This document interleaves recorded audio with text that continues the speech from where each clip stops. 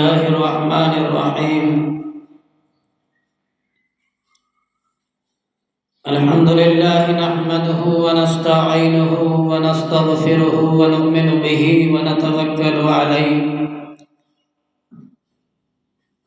व नऊज़ु बिल्लाहि मिन शुरूरि अनफुसिना व मिन सय्यिआति अमालिना। मन यहदिहिल्लाहु फला मुदिल्ल लहु व मन युद्लिलहु फला हादिय लहु। ونشهد أن لا إله إلا الله وحده لا شريك له ونشهد أن سيدنا ونبينا ومولانا محمدا عبده ورسوله فأعوذ بالله من الشيطان الرجيم بسم الله الرحمن الرحيم إنما يريد الله ليذهب عنكم الرجس أهل البيت ويطهركم تطهيرا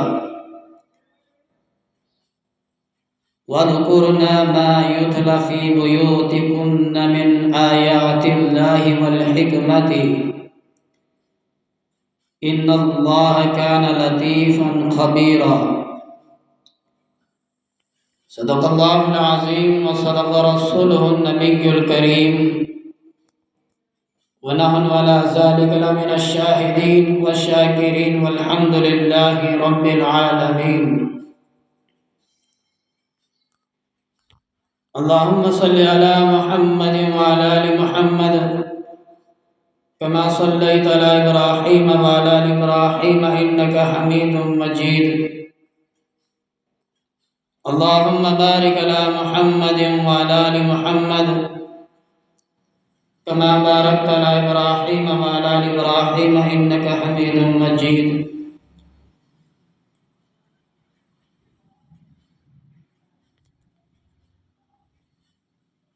बुजुर्गों और दोस्तों, अभी मैंने कुरान पाक की तिलावत की है। सूरत अहज़ाब की 33वीं लास्ट आयत है। इन्नमा युरीदुल्लाहु लियुज़हिब अन्कुमुर रिजस अहलल बैति व युतहिरकुम तत्हीरा वज़कुरुना मा युतला फ़ी बुयूतिकुन्न मिन आयातिल्लाहि वल हिकमति इन्नल्लाहा काना ख़बीरा इन्नल्लाहा काना लतीफ़न ख़बीरा।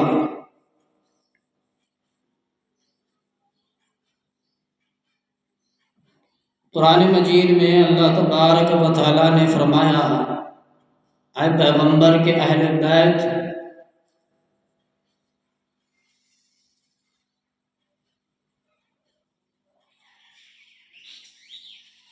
ऐ पैगंबर के अहले बैत, खुदा चाहता है कि तुमसे नापाकी मैल कुचैल को दूर कर दे और तुम्हें बिल्कुल पाक व साफ कर दे।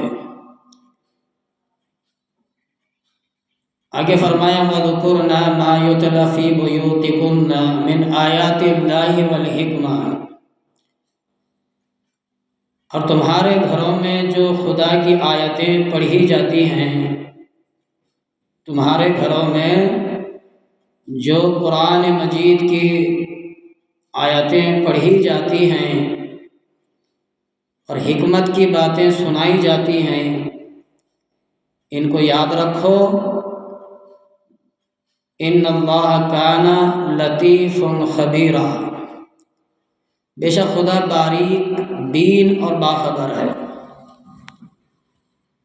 अल्लाह की ज़ात बारीक भी है।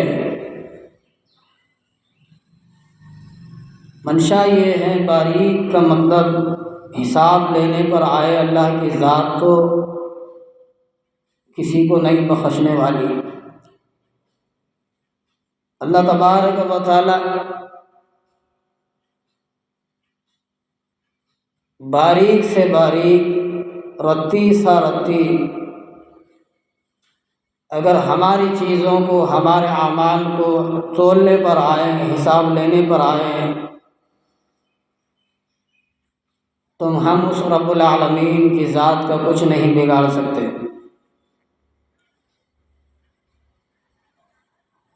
अल्लाह हर एक बारीक सी बारीक चीज़ पर क़ादिर है, हर एक शय पर कुदरत रखता है, वो सब कुछ जानता है, वो समझता है।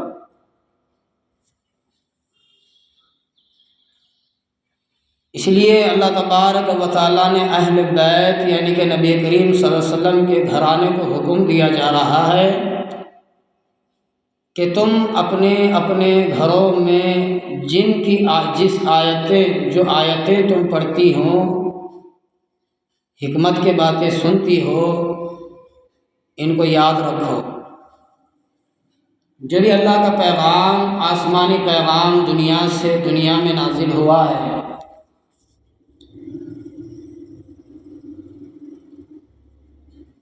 नबी करीम सल्लल्लाहु अलैहि वसल्लम पर कुरान मजीद उतरा है। अल्लाह उस वक़्त में हुक्म दे रहा है, जो भी तुम पढ़ोगी, जो भी तुम सुनोगी, इन सब के ऊपर तुम्हें अमल करना भी है और याद भी रखना है। तो अल्लाह तबारक व तआला ने हज़रत मोहम्मद मुस्तफ़ा सल्लल्लाहु अलैहि वसल्लम को नबी करीम सल्लल्लाहु अलैहि वसल्लम की ज़िंदगी में, जो अल्लाह के रसूलुल्लाह सल्लल्लाहु अलैहि वसल्लम का पहला निकाह हुआ सैयदना हज़रत खदीजा रज़ियल्लाहु अन्हा से, अल्लाह तबारक व तआला उन्हीं के बदन से, सैयदना खदीजा रज़ियल्लाहु अन्हा ही के बदन से नबी करीम सल्लल्लाहु अलैहि वसल्लम को औलाद हुई। लड़के भी हुए, लड़कियां भी हुई। अल्लाह तबारक व तआला ने लड़कों को उठा लिया। 4 लड़कियां रहीं नबी करीम सल्लल्लाहु अलैहि वसल्लम की। हज़रत ज़ैनब है, हज़रत उम्मे कुलसूम है, हज़रत रुक़ैया है, हज़रत फ़ातिमा है। आज हमें अपने नबी मोहम्मद मुस्तफ़ा सल्लल्लाहु अलैहि वसल्लम के घराने के बारे में पता भी नहीं है और हम याद भी रखना नहीं चाहते। वो नबी करीम मोहम्मद मुस्तफ़ा सल्लल्लाहु अलैहि वसल्लम जिनके ऊपर सारा कुरान मजीद नाजिल हुआ, वो मोहम्मद मुस्तफ़ा सल्लल्लाहु अलैहि वसल्लम जिनके ऊपर सारा दीन नाजिल हुआ, वो मोहम्मद मुस्तफ़ा सल्लल्लाहु अलैहि वसल्लम आखिरी नबी मोहम्मद सल्लल्लाहु अलैहि वसल्लम बनकर के दुनिया में तशरीफ़ लाए। वह आखिरुज़्ज़मा सारे नबियों के सरदार हैं, सारे नबियों के इमाम हैं। और वो मोहम्मद मुस्तफ़ा सल्लल्लाहु अलैहि वसल्लम की ज़ात अक़दस कल क़यामत के मैदान में भी उन्हीं का डंका बजेगा। नबी करीम सल्लल्लाहु अलैहि वसल्लम ने फरमाया, सबसे पहले मेरी उम्मत जन्नत में दाखिल होगी, सबसे पहले मेरी उम्मत जन्नत में दाखिल होगी और सबसे पहले यही उम्मत को कब्रों से उठाया जाएगा। वो आखिरी नबी हज़रत मोहम्मद मुस्तफ़ा सल्लल्लाहु अलैहि वसल्लम की ज़ात अक़दस जिसके हम उम्मती बने हैं, कल क़यामत के मैदान में अल्लाह तबारक व तआला सिफारिश फरमाएगा, अल्लाह तबारक व तआला से इल्तिजा फरमाएगा कि मेरी उम्मत के साथ नरमी के साथ पेश आओ। खुद अल्लाह के नबी करीम सल्लल्लाहु अलैहि वसल्लम खुद अपनी उम्मत का हिसाब लेंगे, नरमी अख्तियार करेंगे। वो नबी के बारे में हमें जानने के लिए, पहचानने के लिए हमको वक़्त नहीं है, हमको टाइम नहीं है। हम नमाज को टाइम नहीं देते, हम दीन के काम को टाइम नहीं देते, हम नफल के लिए वक़्त नहीं, हमें वाजिबात के लिए वक़्त नहीं, हमें ईमान के लिए वक़्त नहीं। तो हमें पता चलता है कि हमें ईमान की, हमें दीन की कोई ज़रूरत नहीं है।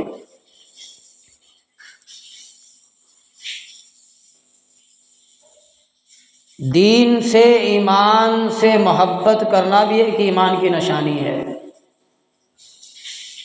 ईमान से, ईमान की निशानी है।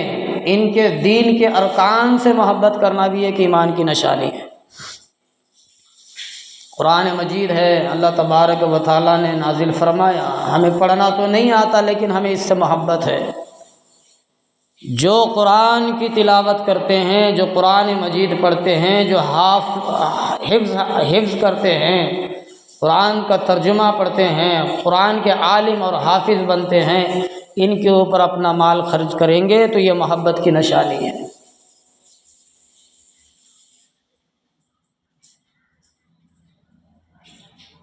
मोहब्बत भी पहचानी जाती है। हम कहते हैं कि हमें अल्लाह के रसूल से मोहब्बत है, हमने अल्लाह के रसूल से हमें मोहब्बत है, हमने अपने ही नबी करीम सल्लल्लाहु अलैहि वसल्लम की सुन्नतों का जनाजा निकाला है।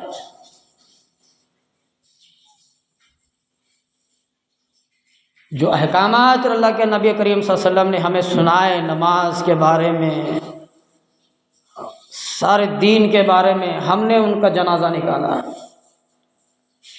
कहाँ की मोहब्बत है, कहाँ का इश्क है अल्लाह के रसूलुल्लाह सल्लल्लाहु अलैहि वसल्लम से। हम कहते हैं कि अल्लाह की ज़ात से हमें मोहब्बत है। हम कहते हैं दीन से हमें मोहब्बत है। दीन से हम जुड़े नहीं, अल्लाह से हम कहते हैं कि अल्लाह की ज़ात से हमें मोहब्बत है। उस अल्लाह रब्बुल आलमीन, वो अल्लाह तबारक व तआला हर वक़्त 24 घंटे में 5 मरतबा अल्लाह आवाज़ देता है, हय्या अलस सलाह, लोगों तुम्हारी कामयाबी नमाज के अंदर है। वो अल्लाह का पैगाम हर मसाजिद से आता है, हय्या अलल फलाह, आओ कामयाबी की तरफ, कामयाबी दीन के अंदर रखी है। कहाँ हमें अल्लाह से मोहब्बत है।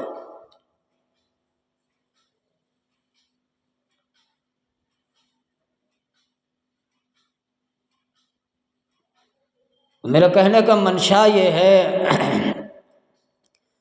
अल्लाह तबारक व तआला के नबी करीम सल्लल्लाहु अलैहि वसल्लम को अल्लाह तबारक व तआला ने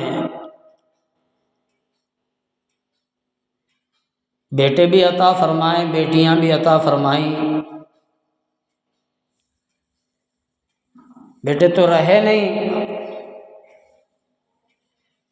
बेटियां हैं जिनका नाम अभी मैंने बताया, ज़ैनब है, हज़रत ज़ैनब है, हज़रत कुलसूम है, हज़रत रुक़ैया है, हज़रत फ़ातिमा है। ये भी अहले बैत में शामिल है, ये भी अहले बैत में शामिल है। मोहम्मद मुस्तफ़ा सल्लल्लाहु अलैहि वसल्लम की बेटी सैयदना हज़रत ज़ैनब रज़ी अल्लाह अन्हा पहली बेटी है, बड़ी बेटी है, लख्त जिगर है, नूर नज़र है, मोहम्मद मुस्तफ़ा सल्लल्लाहु अलैहि वसल्लम का जिगर है, मोहम्मद सल्लल्लाहु अलैहि वसल्लम की जान है।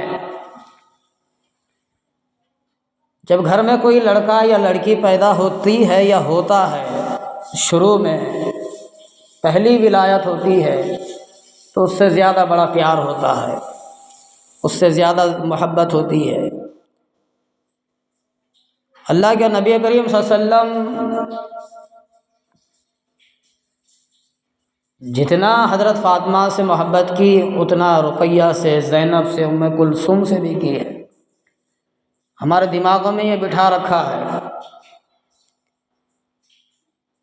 सिर्फ फ़ातिमा का एक ही नाम लेते हैं हम, ज़ैनब का नहीं, उम्मे कुलसूम का नहीं, रुक़ैया का नहीं। मेरे दोस्तों और बुजुर्गों, मेरा कहने का मंशा ये है, अल्लाह तबारक व तआला ने ईमान एक ऐसी शय बनाया है, एक ऐसी शय ईमान है जिसकी कीमत सारी दुनिया मिलकर के भी अदा नहीं कर सकती, 7 बर्रे आज़म भी मिल कर के ईमान का मुकाबला, ईमान की कीमत नहीं अदा कर सकते। इतनी अहम शय है ईमान।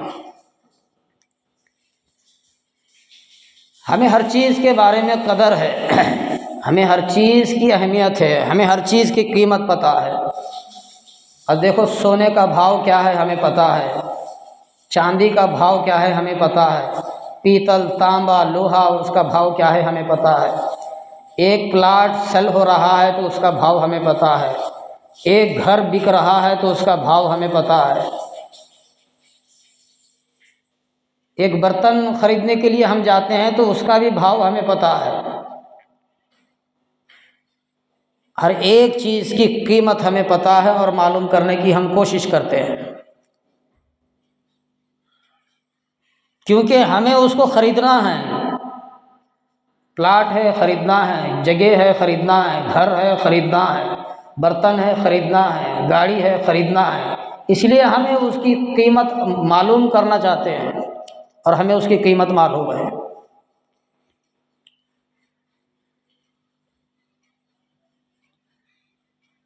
अल्लाह तबारक व तआला ने हमें पैदाइशी ईमान वाले के घर में पैदा फरमाया। हम सब ईमान वाले,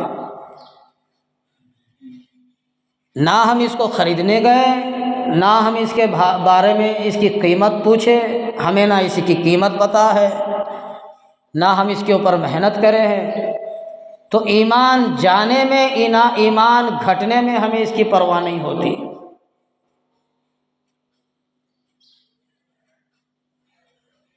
आमनतु बिल्लाहि व मलाइकती, आमनतु बिल्लाहि, मैं ईमान लाया अल्लाह पर।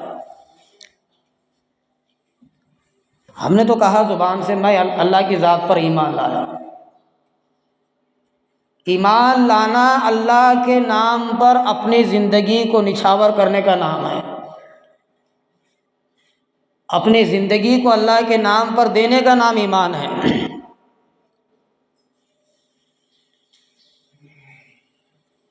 ईमान लाना अपनी ज़िंदगी को ईमान के अंदर कटाने का नाम है। ईमान में दाखिल होने का मतलब, ईमान का लाने का मतलब अपनी 60-70 साल ज़िंदगी को अल्लाह के राह में कुर्बान करने का नाम है। ईमान लाने का मतलब, ईमान लाने का मंशा सारी ज़िंदगी अल्लाह और अल्लाह के रसूल के हुक्मों के मुताबिक ज़िंदगी गुजारने का नाम है।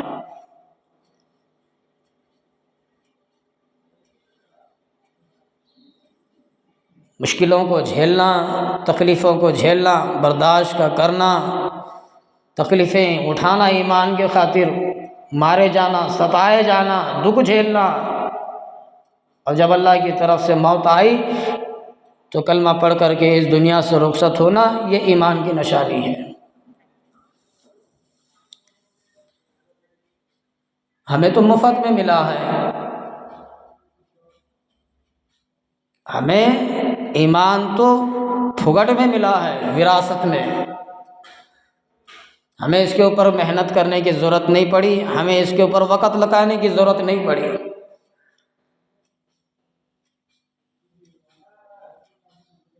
तो हमें हर एक चीज़ की कदर और कीमत मालूम है, लेकिन हमें ईमान के बारे में उसकी कदर और कीमत मालूम नहीं है।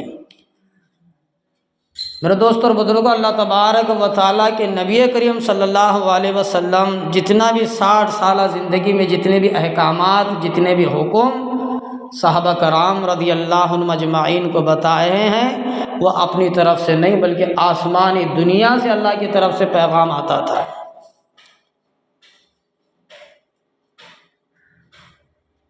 कुरान आसमानी शय है, नमाज भी आसमानी चीज़ है, ज़कात भी आसमानी चीज़ है, हज भी आसमानी चीज़ है। ये 5 चीज़ें जो फ़राइज़ हैं, ईमान, नमाज, रोज़ा, ज़कात, हज, ये सारे के सारे आसमानी चीज़ है।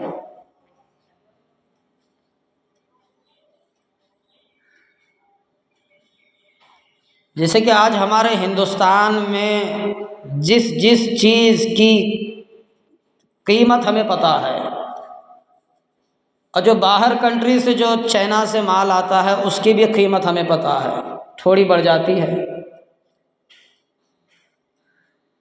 और थोड़ा जाएंगे तो हमें अमेरिका का माल हमारे भारत में आता है तो उसकी कीमत हमें पता है, और थोड़ा माल बढ़ जाता है, कीमत उसकी बढ़ जाती है। तो हर एक कंट्री का, हर एक देश का, हर एक मुल्क की चीज़ों की कीमत हमें पता है। और ये तो दुनिया का ही निज़ाम है, ये दुनिया ही में है। फ़लाँ चीज़ की कीमत क्या है, फ़लाँ चीज़ की कीमत क्या है, फ़लाँ जगह इसकी कीमत क्या है, फ़लाँ मुल्क में इसकी कीमत क्या है, फ़लाँ मुल्क में इसकी कीमत क्या है, वो मुल्क में इसकी कीमत क्या है, हमारे देश में इसकी कीमत क्या है। ये तो यही दुनिया में चक्कर लगाते हैं। मेरे दोस्तों और बुजुर्गों, हमें थोड़ा समझना है, अल्लाह हमें समझ की तौफीक अता फरमाए। ईमान आसमानी चीज़ है, इसकी कितनी कीमत होना चाहिए। ईमान आसमानी चीज़ है, इसकी कितनी कीमत होना चाहिए, इसकी कीमत कोई लगा सकता। नमाज आसमानी शय है, इसकी कितनी कीमत होना है। ज़कात आसमानी चीज़ है, इसकी कितनी कीमत होना है। हज आसमानी शय है, इसकी कितनी कीमत होना है। कुरान मजीद आसमानी शय है, इसकी कितनी कीमत होना है। नबी करीम सल्लल्लाहु अलैहि वसल्लम ने फरमाया, सारी दुनिया एक पल्ले में रख दिया जाए और एक ला इलाहा इल्लल्लाह का पुर्जा एक पल्ले में रख दो, ईमान एक पल्ले में रख दे, वो भी अदना गरीब छोटा ईमान वाला, उसका ईमान एक तराजू के पल्ले में रख दे और एक पल्ले में सातों ज़मीन, सातों आसमान, सातों बर्रे आज़म, सारी दुनिया को एक पल्ले में रख दे। फरिश्ते आ गए, जिन्न आ गए, मौक्किल आ गए, इंसान आ गए, सारी मखलूक़ात आ गई एक पल्ले में।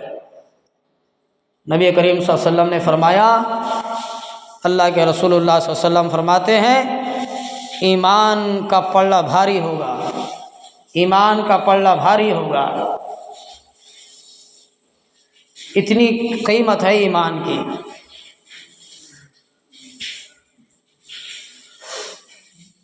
हमारे सर के ऊपर से चलती है बातें, इसलिए अल्लाह तबारक व तआला से दुआ करो कि अल्लाह हमारे ईमान को बचाए, हमारे ईमान को बचाए। अल्लाह तबारक व तआला के नबी करीम हज़रत मोहम्मद मुस्तफ़ा सल्लल्लाहु अलैहि वसल्लम की बेटी सैयदना हज़रत ज़ैनब रज़ियल्लाहु अन्हा,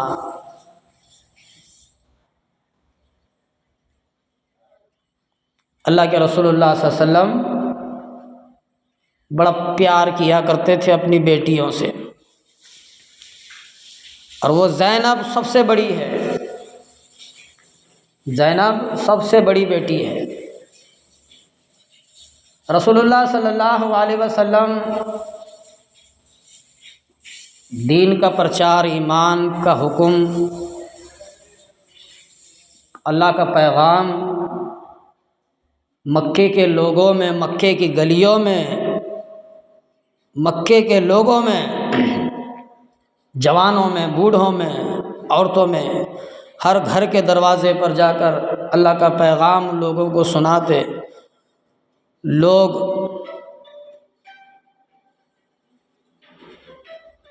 हज़रत ज़ैनब, लोग हज़रत मोहम्मद मुस्तफ़ा सल्लल्लाहु अलैहि वसल्लम से मुँह फेर लेते हैं।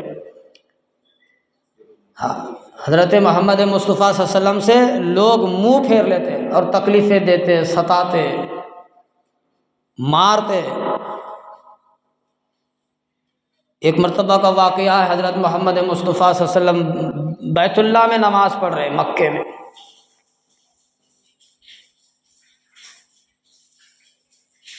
मक्के के बड़े मुशरिक, बड़े सरदार देखे मोहम्मद रसूलुल्लाह सल्लल्लाहु अलैहि वसल्लम नमाज में हैं, सजदे की हालत में ओझड़ी ला करके पीठ पर रख देते, ओजड़ी जो जानवरों के पेट में जो निकलती है गलीज़ात, वो ला करके मोहम्मद रसूलुल्लाह सल्लल्लाहु अलैहि वसल्लम के सर पर, पीठ पर रख देते। बेटी ज़ैनब भागते हुए आती और ओझड़ी निकालती और फरमाती, लोगों मेरे अब्बा को क्यों सताते हो, मेरे अब्बा को क्यों तकलीफ़ देते हो। कई मरतबा का सताना, कई मरतबा का तकलीफ़ देना हज़रत मोहम्मद मुस्तफ़ा सल्लल्लाहु अलैहि वसल्लम को, और अल्लाह के रसूल सब्र करते हुए जाते और अल्लाह के सामने अपनी राय अल्लाह के सामने रख देते, अपनी बात अल्लाह के सामने रखते।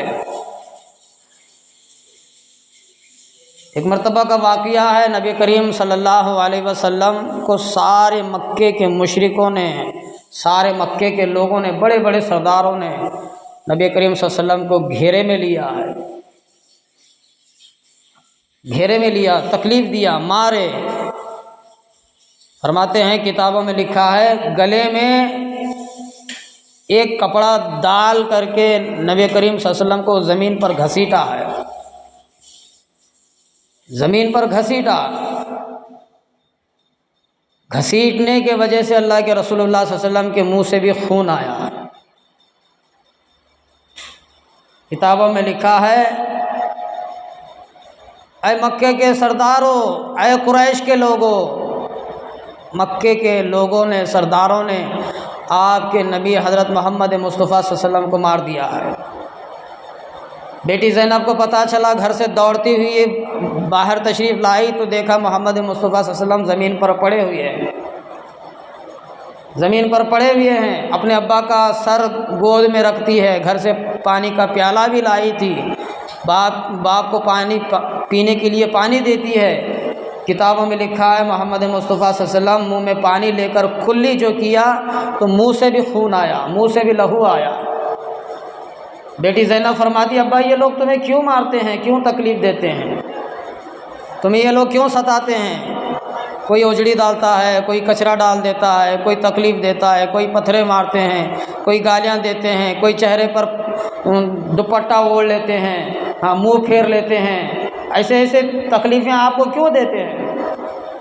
नबी सल्लल्लाहु अलैहि वसल्लम ने फरमाया, बेटी मुझे अल्लाह का पैगाम आया है, मुझे अल्लाह ने हुक्म दिया है कि इनको दीन की तरफ लेकर के आएँ, इनको दीन की तालीम दे। मुझे कुरान नाजिल हुआ है, मैं इन्हें कुरान सुनाता हूँ, ये लोग मुझे तकलीफ़ देते हैं।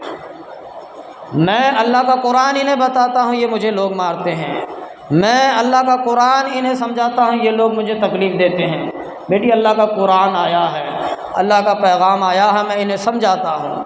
बेटी ज़ैनब फरमाती, अब्बा हुजूर अगर ये नहीं सुनते तो इन्हें ना सुनाओ, ये अगर नहीं सुनते तो इन्हें ना सुनाओ।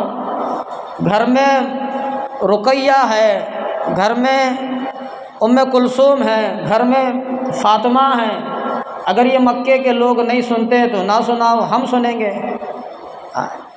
इतना बर्दाश्त किया है ज़ैनब ने। सबसे बड़ी बेटी थी ज़ैनब, सबसे बड़ी बेटी हज़रत मोहम्मद मुस्तफ़ा सल्लल्लाहु अलैहि वसल्लम की ज़ैनब। तो ये सारे तकलीफ़ें बर्दाश्त के बाद, होने के बाद मोहम्मद मुस्तफ़ा सल्लल्लाहु अलैहि वसल्लम को अल्लाह का पैगाम आया है, अब मक्का से हिजरत करें और मदीना की तरफ रवाना हो जाएं। मक्का आप छोड़ दें,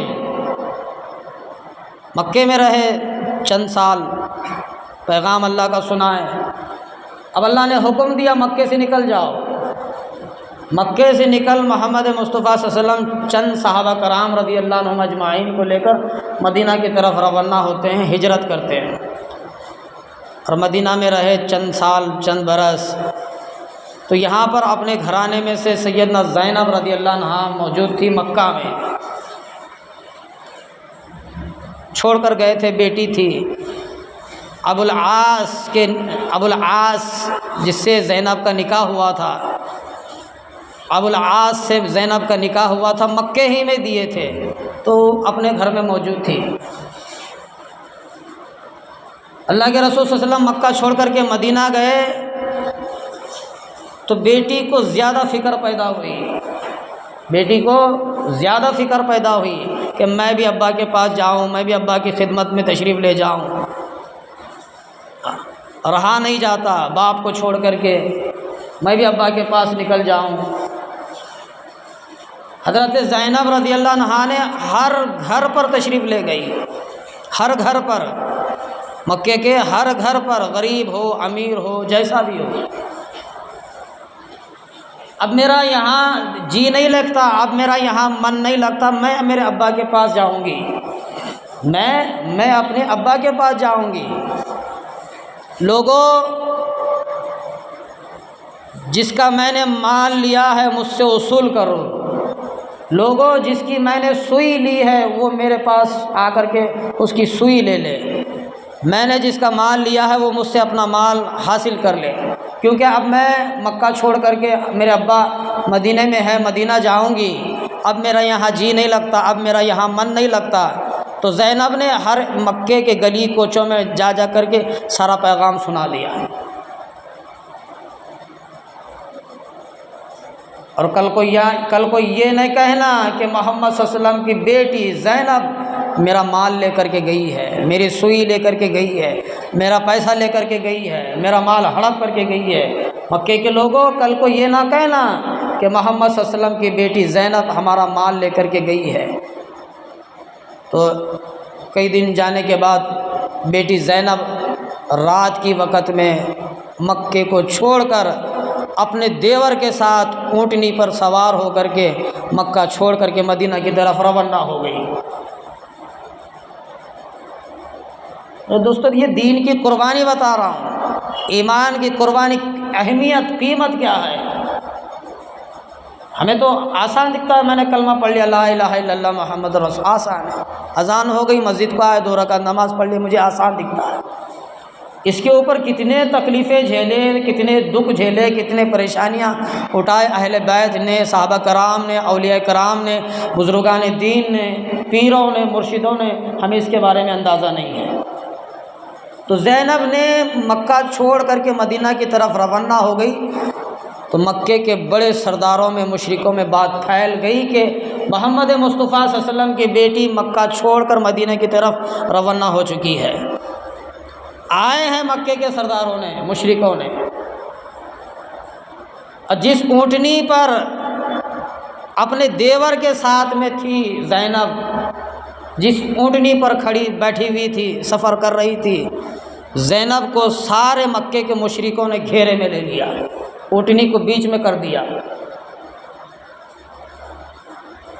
हम आपको जाने नहीं देंगे, हमें आपके बाप से, आपसे, आपके घराने से कोई दुश्मनी नहीं है। हमें तो दुश्मनी ये है कि ये जो कहता है ना ला इलाहा इल्लल्लाह, हमें इससे दुश्मनी है, नफ़रत है। आपका अब्बा यूँ कहा करता था, वो भी मक्का छोड़ करके मदीना गया है, हम उसके पास, उससे मुलाकात के लिए हम आपको नहीं छोड़ने वाले। बेटी को नहीं, बेटी को बाप से मुलाकात के लिए, मिलने के लिए रोका है मक्के के लोगों ने, हम नहीं जाने देंगे।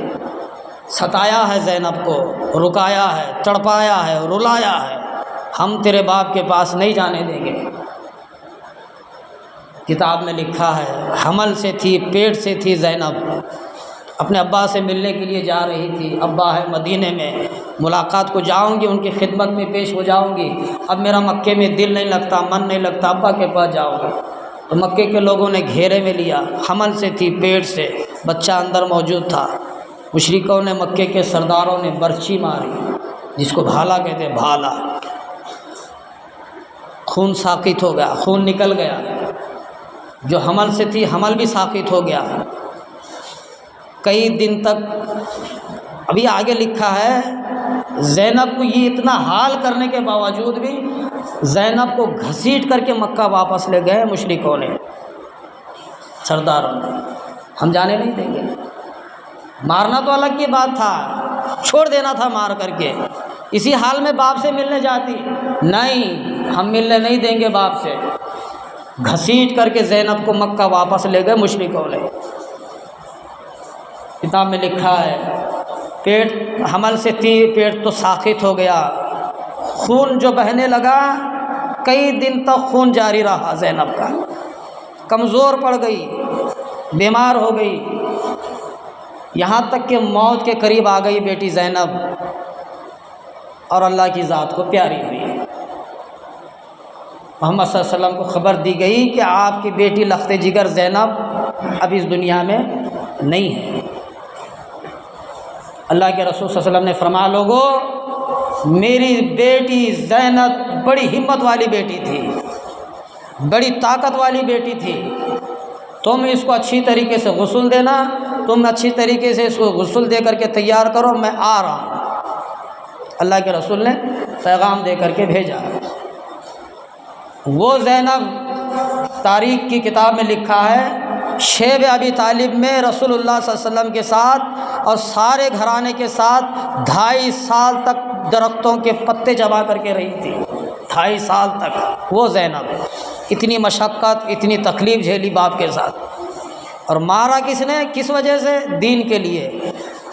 तकलीफ़ क्यों उठाई? ईमान के लिए।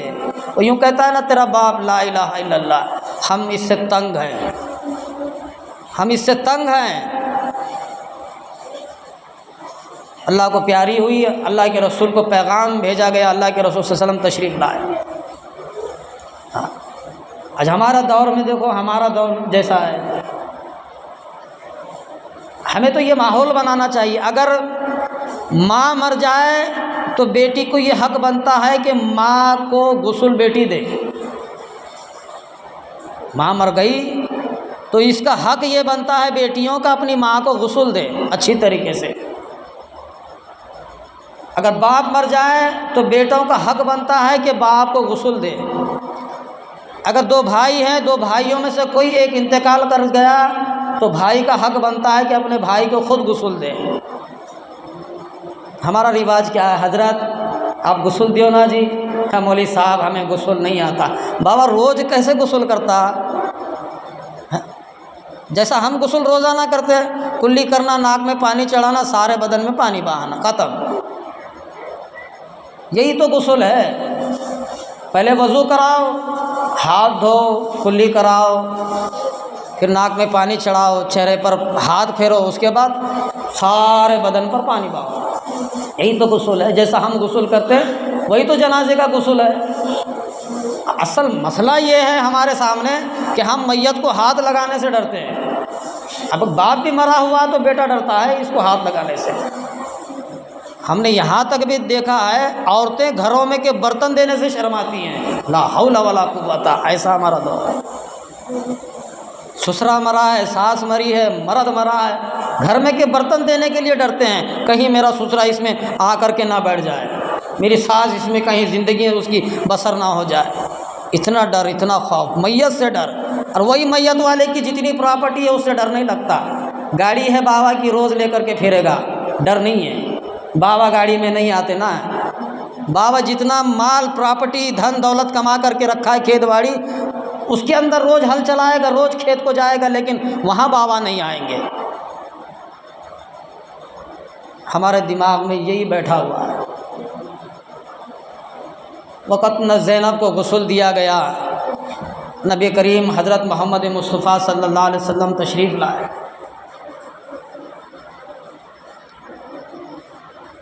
अपने सर के ऊपर की चादर निकाल करके अल्लाह के रसूल सल्लल्लाहु अलैहि वसल्लम ने अपनी बेटी के हवाले किया। कहा, बेटी ज़ैनब, तेरे बाप के पास इस चादर के सिवा कुछ नहीं है। सर पे की चादर निकाल करके बेटी के हवाले किया, बेटी इस चादर के सिवा तेरे बाप के पास कुछ नहीं है। इतना बड़ा नबी, इतना बड़ा रसूल सल्लल्लाहु अलैहि वसल्लम, जिसके सदक़े में अल्लाह सारी कायनात को वजूद लाया, सारी कायनात को बख्शा है, सारी कायनात को बनाया। अल्लाह फरमाते, ऐ मेरे मोहम्मद, अगर तेरा मीम ना होता तो मैं भी ना होता। ऐ मेरे मोहम्मद, अगर तुम वजूद में ना आते तो मैं सारी कायनात को ही नहीं बनाता। वो बेटी, उनकी लख्त जिगर ज़ैनब सामने मौजूद है। कफन देना है, अपने सर के ऊपर की चादर निकाल करके बेटी से कहते, बेटी इसके सिवा तेरे बाप के पास कुछ नहीं है, इसको कबूल फरमा। ये तकलीफ़ें झेली हैं, बेटियों ने भी दुख झेला है। दीन के नाम पर। हाँ, नबी का घराना, सारा नबी का घराना दुख झेला है। 2-2 3-3 मरतबा बेटियों को तलाक मिली, किस वजह से? तेरा बाप ला इलाहा इल्लल्लाह पढ़ता है, वो कहता है कि अल्लाह एक है, हम इससे बेजार हैं। एक से निकाह किया, उसने तलाक दी, फिर दूसरे से निकाह किया, फिर उसने तलाक दी।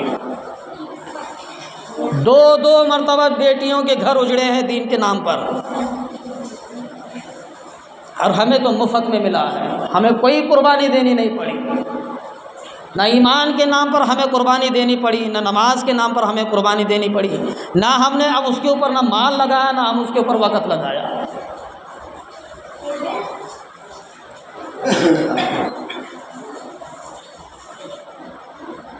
एक मरतबा का वाक़या है, अल्लाह के रसूल सल्लल्लाहु अलैहि वसल्लम की ज़िंदगी देखो, हालात देखो। अल्लाह के रसूलुल्लाह सल्लल्लाहु अलैहि वसल्लम घर में तशरीफ़ लाए, अम्मा आयशा रज़ियल्लाहु अन्हा रोटियां पका रही थी। अम्मा आयशा रोटी पका रही थी। रसूलुल्लाह सल्लल्लाहु अलैहि वसल्लम ने फरमाया, आयशा आज मैं भी रोटी पकाऊंगा, आज मैं भी रोटी पकाऊंगा। रसूलुल्लाह, मैं आपकी खिदमत के लिए हाजिर हूँ, आप क्यों रोटी पकाएंगे? मैं आपकी खिदमत के लिए हाजिर हूँ। नहीं, आज मेरा मन करता है कि मैं भी रोटी पकाऊँ। रसूलुल्लाह सल्लल्लाहु अलैहि वसल्लम ने आटा लिया, रोटी को बनाया, और जो तंदूर होता था पहले मिट्टी का, उसके अंदर चिपका दिया करते थे। आज भी है, जो ढाबों में चलता है ना, रोटी जो मोटी बनती है, वैसा ही तंदूर मोहम्मद मुस्तफ़ा सल्लल्लाहु अलैहि वसल्लम ने रोटी बनाए और तंदूर में चिपका दिए। अम्मा आयशा भी लगाई थी रोटियां तंदूर में। अम्मा आयशा की सारी रोटियां सूख गई, सारी रोटियां पक के तैयार हो गई। अम्मा आयशा अपनी रोटियों को निकाल लिया और मोहम्मद मुस्तफ़ा सल्लल्लाहु अलैहि वसल्लम की रोटी को निकाल के देखा तो जैसे कच्ची रोटी थी, जैसे लगाए थे वैसे ही रोटी। ताज्जुब करने लगी अम्मा आयशा, है मेरे आका, है मेरे महबूब, ये क्या माजरा है? मेरी तो रोटियां सारी पक के तैयार है, आपकी रोटी पकी ही नहीं। मोहम्मद रसूलुल्लाह सल्लल्लाहु अलैहि वसल्लम ने फरमाया, आयशा, मैं जिस चीज़ को हाथ लगाता हूँ उसको आग छीन नहीं सकती। मैं जो चीज़ को हाथ लगाता हूँ वो उसको आग छीन नहीं सकती। तो मसला ये है, यहाँ पर इसलिए मैं बात को आया, अल्लाह के रसूल सल्लल्लाहु अलैहि वसल्लम ने बेटी ज़ैनब को अपना दुपट्टा दिया कफन के लिए। लोगों, मैं कब्र में उतरने वाला हूँ बेटी के, मैं कब्र में उतरूँगा, मैं मिट्टी दूँगा, मैं उसका रुख किबले की तरफ करूँगा बेटी का। अल्लाह के रसूल सल्लल्लाहु अलैहि वसल्लम खुद जब कब्र में उतरे हैं, मोहम्मद मुस्तफ़ा सल्लल्लाहु अलैहि वसल्लम कब्र में उतर कर बेटी को खुद उतारे हैं कब्र में, और ख़ुद किबले की तरफ बेटी का चेहरा किया है और ख़ुद मिट्टी डाले हैं। तो यहाँ बात को समझना है, जो नबी जिस चीज़ को हाथ लगाते हैं उसको आग खा नहीं सकती, छीन नहीं सकती, वो नबी कब्र में मौजूद है। क्या मजाल है कब्र की, क्या मजाल है कब्र की कि मोहम्मद मुस्तफ़ा सल्लल्लाहु अलैहि वसल्लम की बेटी से सवाल करे, उसको तंग करे, उसको सताए। बेटियों ने भी दुख झेला है, बेटियों ने भी परेशानी उठाई है। हाय हाय, वो तो बेटियां देखो ज़िंदगी में ईमान नहीं आया था, कुरान नहीं आया था तो भी तकलीफ़ें झेली, पता ही नहीं था उनको ईमान दीन क्या है। चलते फिरते घराने में ज़िंदगी को कटा करके अल्लाह की ज़ात को प्यारे हो गए। और आखिर में जो बात आई वो फ़ातिमा का घराना देखो, वो फ़ातिमा के घराने का हाल देखो, वो लख्त जिगर का हाल देखो। वो रहते हुए सुनती थी कि मेरा हाल ये बनेगा, मेरे घर का हाल ये बनेगा, मेरे घराने का ये हाल बनेगा, इतना सताएंगे, इतना दुख झेलें, इतनी मुसीबतें उठाएंगे, अल्लाह की तरफ से आजमाइश आएंगी। मेरे नाना मुझे, मेरे अब्बा मुझे बताया करते थे, इमाम हुसैन भी कहा करते थे, हमारे नाना हमें बताया करते थे, हमें समझाया करते थे। आखिरकार सारा घराना दुखों में झेला है। मुशरिकों ने चैन लेने नहीं दिया किसी घराने को, हाँ, सभी को ख़त्म कर दिया, सभी को दीन के नाम लेने वालों को ख़त्म करके रख दिया। इसलिए कहने का मंशा ये है कि ईमान जो है, ईमान की अहमियत बहुत भयानक है। हमने सुना होगा तबलीग वालों से, और बार बार हमने सुना होगा कलमा एक चीज़, ला इलाहा इल्लल्लाह का मंशा है कि अल्लाह के सिवा कोई इबादत के लायक नहीं। यही तो ईमान है, यही तो ईमान है। एक तराजू में ईमान को रखो, ईमान वो भी कौन सा, लंगड़ा लूला, मजबूत नहीं, लंगड़ा लूला जैसा भी ये चल जाता, वैसे ईमान को एक तराजू में रखो और 7 बर्रे आज़म, सारी दुनिया को एक तराजू में रखो। जिन्न आ गए, मोकिल आ गए, शयातीन आ गए, इंसान आ गए, चरिंद आ गए, परिंद आ गए, जन्नत आ गई, जहन्नम आ गई, सारी चीज़ें एक तराजू में आ गई। और एक तराजू में क्या है, लंगड़ा लूला ईमान है। अब कौन मजबूत बा, ईमान, ईमान मजबूत है। ये सारी चीज़ें अब बेकार हैं। अल्लाह के रसूल सल्लल्लाहु अलैहि वसल्लम ने फरमाया, अल्लाह के यहाँ सबसे ज़्यादा कीमती ईमान है। और रसूलुल्लाह सल्लल्लाहु अलैहि वसल्लम फरमाते हैं, सारी दुनिया मिलकर के भी एक ईमान वाले को ख़रीद नहीं सकता, एक ईमान वाले को। सारी दुनिया के लोग, सारी दुनिया के इंसान, सारी दुनिया का ख़जाना एक ईमान वाले को नहीं ख़रीद सकते। न ईमान वाला बिक सकता है, इतनी कीमत है ईमान की। इसलिए ईमान के ऊपर इतनी मेहनत की है सहाबा कराम ने, औलिया कराम ने, बुजुर्गान दीन ने, हम तक ईमान पहुंचा है। हमें तो मुफ्त मिला है, हमें इसलिए हमें इसकी कदर नहीं है। हमें आंसू बहाना नहीं पड़ा, हमें खून बहाना नहीं पड़ा, हमारे बच्चों को लुटाना नहीं पड़ा, बीवियों को बेवा बनाना नहीं पड़ा, घर को उजाड़ना नहीं पड़ा, वक़्त को कटाना हमें नहीं पड़ा, ज़िंदगी को गंवाना हमें नहीं पड़ा, गालियाँ खाना हमें नहीं पड़ा, मार खाना हमें नहीं पड़ा, हमें तो मुफ्त मिला है। तो इसलिए हमें कदर कीमत नहीं है ईमान की। कदर उस वक़्त बनती है जब उसके ऊपर वक़्त लगता है, पैसा लगता है, गालियाँ सुनना पड़ता है, मार खाना पड़ता है, तब जाकर के वो रंग लाता है ईमान।